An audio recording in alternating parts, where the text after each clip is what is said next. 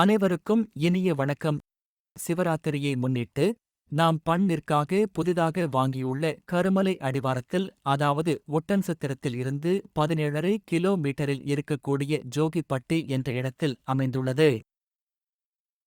பிப்ரவரி மாதம் 26ஆம் தேதி மாலை 8 மணி முதல் 27 காலை 6 மணி வரை 3 அமர்வுகள் தியானமும். தியானங்களுக்கு இடையே உங்களுக்கு தோன்றும் சந்தேகங்களை அறிவியல் பூர்வமாக தீர்க்கவும் உத்தேசித்துள்ளோம்.